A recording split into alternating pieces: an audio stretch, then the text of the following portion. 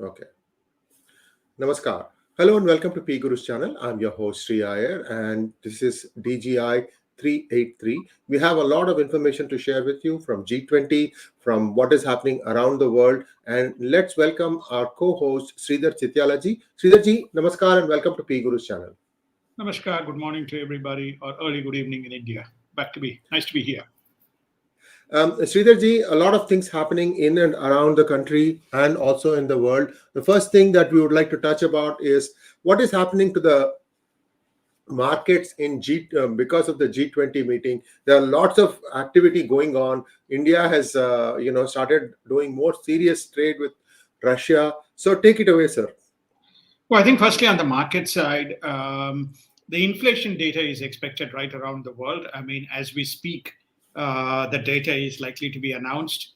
It is expected to be slightly higher, but let us wait and see. This is in the US. As far as India is concerned, the inflation seems to have been lower, and we'll cover that in the India section on the back of price concessions or price contraction in oil as well as in some of the manufactured items. So that's one aspect of it. The second aspect of it is, as you rightly touched on, is what is happening in G20, whether there is going to be any coordinated efforts managed or are done by the G20 nations to address the inflation and supply chain issues. We'll probably hear some snippets coming out of it. So that's on the market side, and also more retail sales earnings will come out during this week, ranging from today. Home Depot reported a good 6% increase in sales. So that will show the buoyancy of the customer confidence in the markets. The actual market futures are up as we came into the show. The markets open in hours time. So that's on the market side and the integration with the G20 strategy. And viewers, please like this video. We have a lot of breaking information to share with you. Breaking information that MSM has not yet shared. Can we have that one graphic, please, about the latest situation in the House elections for the midterm for the United States in 2022? The Republicans are within striking distance, Sridharji? They're within striking distance, one seat away from claiming majority. So there's roughly about 13 seats left. That is being counted. We believe that they will probably get close to 220, much lower number than what we had anticipated, but still it is House majority, which will in itself trigger certain actions. The Democrats have regained Senate.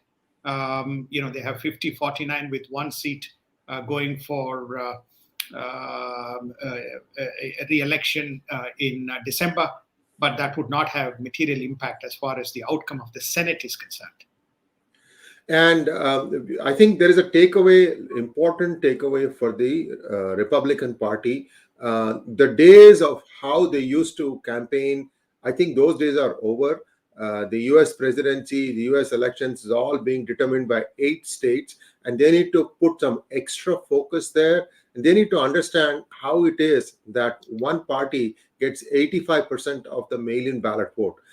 Unless that changes, every election for the Republicans is going to be a humdinger. It'll be like pulling teeth. I mean, I can go on and on. This is my 2 cents. Sridharji, I put a simple 5-minute monologue on the future leadership in both parties. It's the first step. We'll be adding more people as things become. But viewers, do watch that. That's on our channel too. Let's move on to the next topic. Sridharji, on the sidelines of G20 meeting, Xi Jinping and Joe Biden met. And not much has been talked about after that. I saw the press conference after that. For some reason, Joe Biden looked very alert and, he was able to answer all the questions. It's become an unusual thing when he is so responsive. So what do you think happened at the sidelines, sir? Well, I think the sidelines, he had a precursor in the ASEAN in Cambodia, in Phnom Penh. Basically, he says that he knows and he has worked with Mr. Xi Jinping for more than 10 years. He's aware they have a relationship. And I think he said his objective is not to have a confrontation, but to have a dialogue and determine what the red lines are. So effectively, I think both of them seem to have some disagreement on the Taiwan situation, but they didn't blow that up into an issue.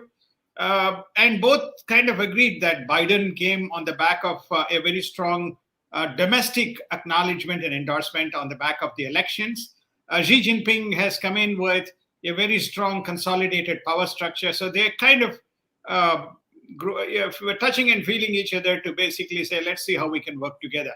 That's also the message from ASEAN. ASEAN is saying, we cannot have China and United States fighting and creating a huge imbalance and economic catastrophe on the back of the COVID. So we need to kind of recognize and move things forward. Remember that China is not in a great situation on the back of what is happening with regard to COVID. Sridharji, what is this I hear about Russia's foreign minister Lavrov being admitted in a hospital? He has come out with a denial. What really is the truth, sir? The truth is that he had some problem. The truth is he went to hospital for a consultation. The truth is we don't know what exactly the reason, but he did go to the hospital. He had a consultation, but he's back in the helm of things. He was at the meeting when the G20 were discussing the Russia-Ukraine situation and strong condemnation of the Russian position. So therefore, he was very much there. But equally, he did have some kind of a small hiccup, which was addressed at the hospital. So therefore, that's the truth. Obviously, Russians would say, no, nothing happened. But Indonesians are not going to put something out without actually the truth behind it. Absolutely. And she seems to be the flavor of the G20. German Chancellor wants to meet with him and carry on from where he left off. Japanese Prime Minister wants to meet with him. Australian Prime Minister wants to meet with him. Sridharji, Emperor Xi is being recognized around the world, regardless of how he got there, sir. He is Emperor Xi, Sriji. We were the first people to what you call nominate him and put him on the pedestal as the Emperor Xi. So he must thank us for that. So you can say I'm wearing a red jacket right now as an endorsement of Emperor Xi. The situation is, I think there's an underlying very strong tone. Quad is dead. We were the first people who said Quad is dead, and Quad is dead. So therefore, Quad was about security. Quad was about being firm with China that there's a rule-based Indo-Pacific, and Taiwan is a red line. Senkaku is a red line. Now we have an entire flip-flop. There has been a change in the Japanese Prime Minister. There has been a change in the Australian Prime Minister.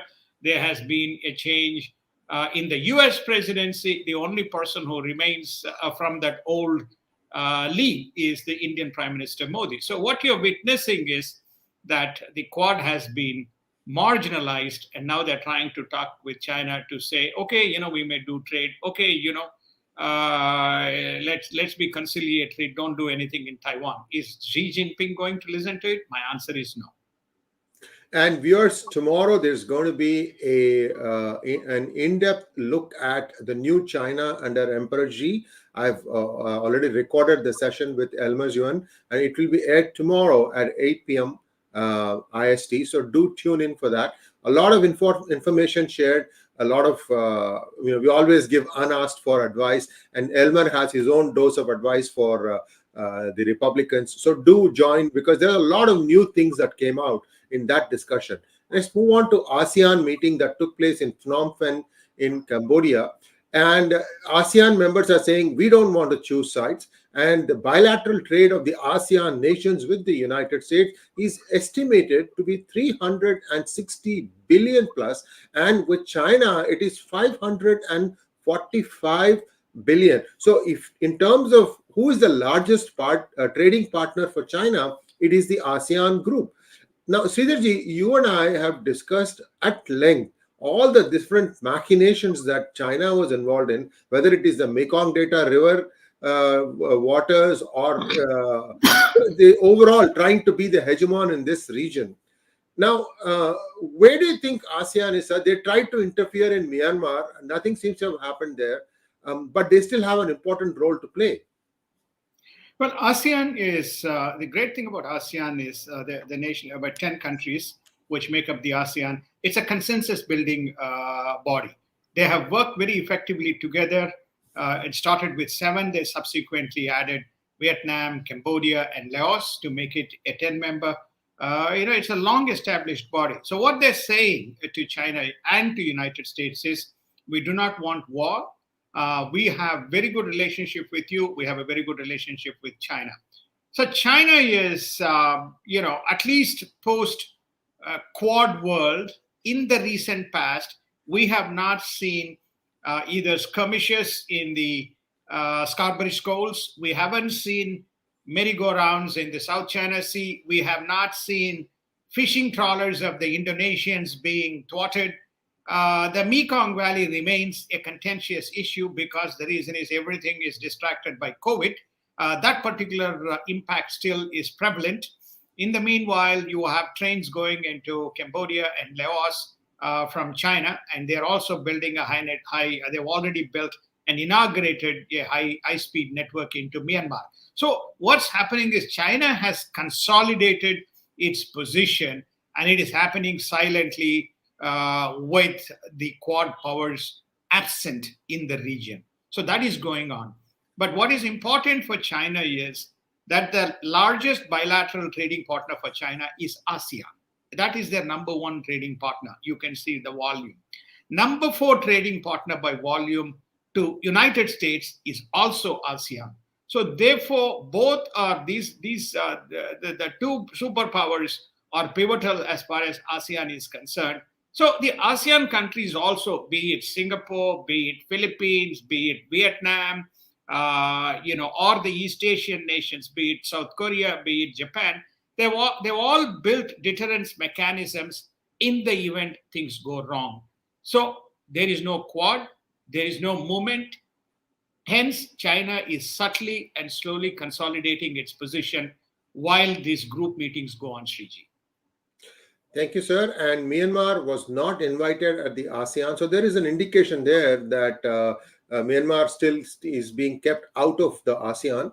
US, Japan, and Korea met on the sidelines, and they agreed to work together on East Asia with common security agenda. So again, we are seeing the Quad, going in small pieces. You have separate things. You have a new grouping, United States, Israel, UAE, Saudi Arabia. Oh, I'm sorry, no Israel. United States, UAE, Saudi Arabia, and India. That's another grouping that has been named. I don't know what's happening there. Sridharji, a lot of stuff happening, but overall, is this lull before storm as far as Xi Jinping is concerned, whether he is still going to move on Taiwan, because that has been a big deal. He has made that as part of his center part of his speech, sir. The difference between Russia, United States, vis-a-vis China is China is very, very organized. Doesn't matter in its economic agenda, doesn't matter in its infrastructure agenda, doesn't matter on its war agenda. So clearly, the war signal has been given to the Chinese army. The Chinese army has been told to get ready for confrontation and get ready for any kind of offense that is likely to come up, or one China that we have all agreed to as part of the most recent Congress that took place in Beijing. So China is in a state of preparedness, and China is moving forward. Whether the world accepts it or not, they are moving forward. But they're not going to be as hasty as what Russia did and what's happening to Russia in Ukraine, or what United States has historically done and has not prosecuted any wars successfully. China will be different. The only area where China has faltered is in the Belt Road initiatives, where they have misgauged and went with, I would say, suboptimal plans, and that's why it's faltering. One important aspect I forgot to mention, Sridharji, and it just occurred to me today. President Donald Trump was supposed to make an announcement. Do you think that still is on the cards? As per my information, it is 16th of November, so which is probably tomorrow. Okay. So Okay. it's very much on the cards. I think that Okay. he's announcing his candidacy. Wonderful, sir. And let's wait and see what happens there. Let's take a look at the Russia-Ukraine war. Looks like Kherson has been completely occupied back or reclaimed back by Ukraine, and they are saying that this is the beginning of the end of the war. Russia, on the contrary, says that we have launched a new offensive in the Donetsk region. Now, if I understand this thing, Sridharji, there were four areas that Russia had kind of walked into Ukraine: Kherson region, then there is the Kharkiv region, and then there is the Donbass region, which is two states. Now, let's keep the Donbass aside for a minute. How are things in the Kharkiv region, sir? Well, I think that except for the Eastern Front, where they have tremendous amount of local support, I think the other two areas has been a failure as far as Russia is concerned. Many people critiqued us, and many people said we are representatives of CIA, and all kinds of names were thrown. And equally, many analysts came on the show and went on to say it is going to be a cakewalk, and there's going to be all kinds of weaponry launched, and it'll all be done in few days. Unfortunately, it doesn't work that way. Even smaller nations have a lot of resoluteness in terms of defending the sovereignty of the respective kind of little nations or little areas that they defend themselves. So clearly, Russia has learned its lesson. And probably there are people, well-wishers, notably led by India, who is telling Russia, look, you have a lot to gain by getting out of where you are, then a lot to lose by continuing to do what you are doing. There's a limit to which people like us can support and ignore the global community. But if you don't kind of come some distance forward, then we're not going to be able to help you. So India, I believe, is behind the scenes. Like India, few nations are helping, which is what is dawning on Russia. And I think Russia is willing to accept and move things forward. They have the veto power. They cannot be prosecuted. They cannot be punished. The world can do whatever they want on human rights, abuses, this, that, and so on. But I don't think Russia is very strong. But it's also, lost a lot of money. Economy has contracted. The trade that India is continuing to conduct, along with some of the European nations, is helping the Russian economy as well. China will wait and watch. Sriji, before I can, and it will not do anything to upset its business either. And a very important news on the Indian front, and this is just breaking, so bear with us while we disclose this. India has started a military exercise along its entire border of 7,000 odd kilometers, and this means that there is something that happened in that spy ship that came and sat outside Odisha. Somewhere India feels that it needs to get to the next level of preparedness as far as its army is concerned. Sridharji, have you been following this particular news, sir? I have two ships. The first came in, and then the second came in just on the back, knowing fully well that there was an imminent a submarine-based launch was being planned, and that has been delayed or deferred. India has to announce to the world specific dates in which that can occur, and so therefore they will alert any vessels movements around that. So it got probably wind of that. That has been delayed. So that's one thing. The second is that there is clearly tracking going on around the various, not only satellite, but positions of the missiles that India launches from surface to air is concerned. So India is not, just like other nations, India is really on the alert. And while it continues to build infrastructure, it, as you rightly pointed out, it is militarily prepared both in water and on land and in air to defend and to deter in case China entertains any aspersions. Now, I'm also reading that 9 Indian banks are going to have a rupee ruble facility. Right now, there are 3 banks that are doing that. Sridharji, this is a good step because India is not putting all its eggs in one basket. It is realized that there are risks associated with that strategy. But I think I commend the Modi government for showing a lot of spine and resolve in this, sir. It is, I think that they had initially alerted about these 9 banks. The first 3 banks got themselves, this is establishing what we call nostro-vostro accounts, which Yes, yes. enables the 2 countries to move money. They obviously will use some kind of a benchmark mechanism to determine the rates between the ruble and Indian rupee. So I think we have already covered this with bilateral trade now expected to reach about $30 billion relative to 𝙒𝙬. So they feel that this is necessary for India's energy security. And India needs continuously Russian oil plus other kinds of equipment which it is militarily reliant on for its ongoing state of preparedness and deterrence. So therefore, I think it's a good move. It was long coming, but the volumes have now reached a stage and the predictability of the trade has reached a level, and hence establishing the banking protocols is very critical to support its region.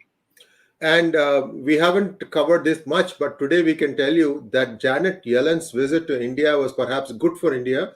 India has been taken off the currency monitoring list. Again, this is monitored very closely, so it could get back on again. At least for now, it is off of that list. And also, India is not going to be sanctioned for buying oil from Russia. How did this change of heart come about, Sridharji? Well, I think that there are not too many allies or friends, especially for Indo-Pacific strategy. For Indo-Pacific strategy to work, they require a large partner who is a counterbalance to China. So United States is going to achieve nothing if India is antagonized, pushing it all the way towards one of 2 adversaries, namely Russia as well as China. But to commend India, India has continually emphasized both in its United Nations actions as well as its conduct in IMF and World Bank that it believes in a rules-based model. We believe in rules-based model. If United States doesn't follow the rules, then we don't agree. If Russia doesn't follow the rules, we don't agree. So it has steadfastly maintained the rules-based model. So it basically says, okay, I'm importing oil, but Europe imports oil too. If what I import in 1 month is equal to what you import in 1 day, tell me what am I doing wrong? So there are no answers. So it has followed precedents and principles in the conduct of its business. So that is what has enabled people like Janet Yellen and as well as also just like Mr. Biden and Mr. Xi Jinping has a very good relationship. Dr. Jaishankar as well as Mr. Antony Blinken have a very good relationship going back to their days from Obama and pre-Obama days when he was the Secretary of State. When he was the Secretary of State, that's correct. So therefore, I think that dialogue has helped India and therefore the world to recognize most notably United States. And India and Finland will be partnering in mobile technologies. That's a good development. And India's wholesale inflation has reduced to a 19-month low of 8.39% in October on the back of easing oil prices and manufactured items.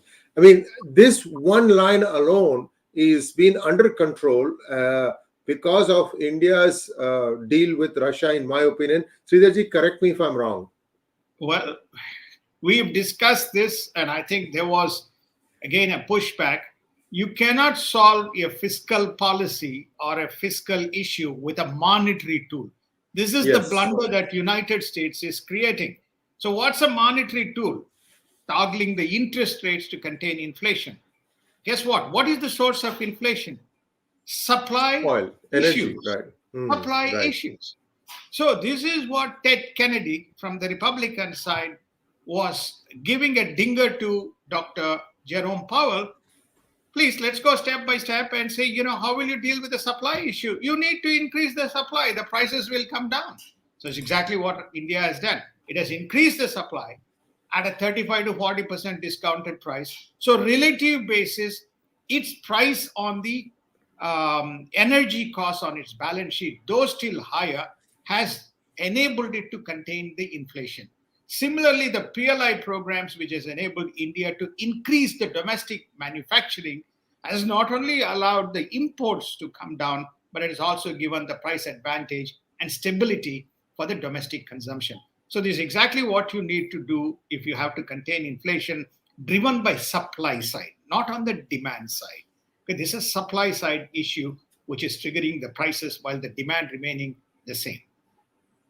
Thank you so much, Sridharji. And viewers, as always, please like, share, and subscribe to our channel. And don't forget to click on the bell button for notifications. We'll be back again on Thursday, bright and early, with more developments. Hopefully, by that time, the Republican majority in the House is established, because we'll be keenly following what the presumptive leader, Kevin McCarthy, I mean, this is just my call. Sridharji can correct me. We many twists and turns between now and the actual anointment. So there's going to be some interesting stuff. The Republicans have to tread cautiously. If they go too aggressive against Biden without proof, that could also, fire badly. Right now, I don't know what the Republican think tank is thinking. Sridharji, you are more closer. You're closer to the nerve center. You can share a little bit with us on Thursday, sir, because the dust is settling down now, and let us see how the democracy wins and continues to thrive in the United States. Thank you very much, sir. Namaskar. Namaskar, thank you, and have a wonderful day, have a wonderful evening, and we look forward to seeing you back on Thursday.